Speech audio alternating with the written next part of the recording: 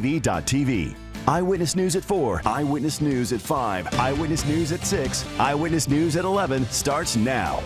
We begin with tonight incumbent Ron DeSantis and challenger Charlie Crist. Yeah, both holding their events tonight in the same part of the state. Crist in St. Pete and the governor in Tampa. That's where we find our Katie Kaplan live tonight. And Katie, the doors at the convention center don't open for a couple of hours, but the day started a while ago for you. Yeah, Ben, Abby, I actually have to laugh because the weather had been beautiful here in Tampa until about a couple of minutes ago. Flooding and crashing waves because of the cold impacting cities all along Florida's east coast. This is video from the pier at Deerfield Beach as the storm approached the state. You can see, the waves just crashing over the pier there. Then overnight, powerful winds causing power outages. Goodness, look at this video. Throughout Florida, sparks flying from a blown transformer that's in Melbourne. Trees, as you can see, whipping in the wind. Man, that wind really strong there.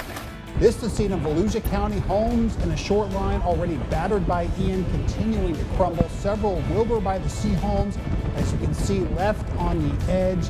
Pieces of them falling into the water after 20 feet of sand was washed away by rough surf and surge over the last several weeks. And this is the view in our area right now, Shell Point Beach. And as the storm gets closer, you can see conditions there worsening some. A few more minutes, but for now, let's go outside in the lovely conditions.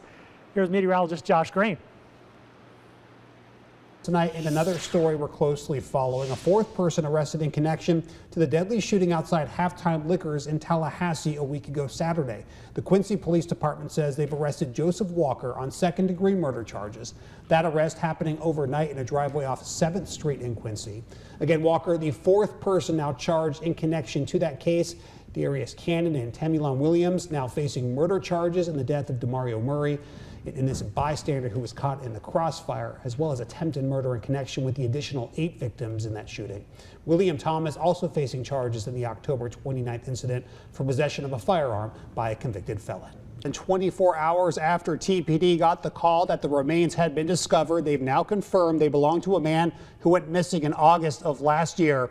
Our Stacey Inez following the story for us tonight. And Stacey, you just got done talking with TPD. What have you learned? And we're breaking into your regular programming for a major development in the retrial of Catherine McBanawa. Just a few minutes ago, we learned the jury has reached a verdict. Yeah, that's right, Ben. The law very clear here. A first-degree murder conviction comes with an automatic life sentence, so we expect Judge Robert Wheeler to make that official tomorrow. He will also issue a sentence for the 2 lesser charges, conspiracy and solicitation to commit murder.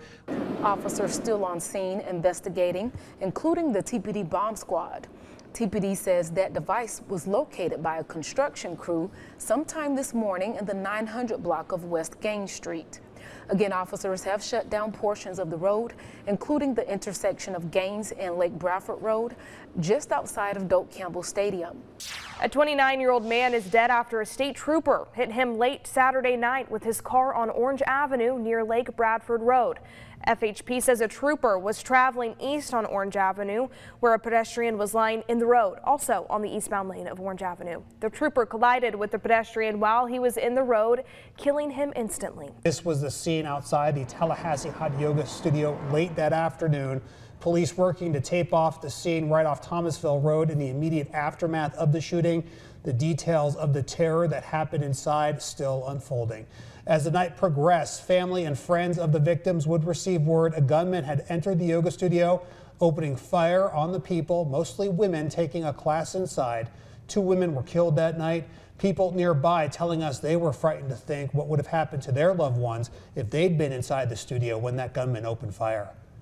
First responders rushed into action to save people stranded during the storm. We've already seen footage of this during the 4 p.m. newscast, but we just can't get enough. I mean, you can only imagine what these people must be feeling as help finally reached them. This is footage of a Coast Guard rescue on Sanibel Island. 2 people and their pets help from their home there.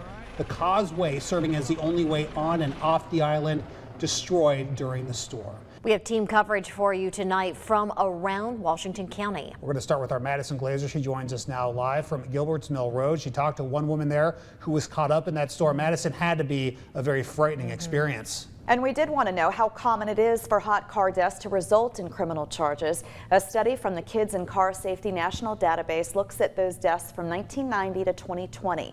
In 44% of cases, charges are never filed. In cases where a person was charged, 31% were convicted, 8% were not, and the outcome of the rest of those cases is either still pending or unknown. That same study ranks Florida number 2 in the country for hot car deaths, with 107 of them from 1990 to 2020. And the hot summer months, of course, the most dangerous, July with the highest death toll. Happening now, friends and loved ones gathering to remember the life of 11-month-old Karan John Baptiste. The little boy died more than a week ago after being left inside a hot car for several hours. This balloon release, as you can see, happening outside the daycare where the little boy used to go.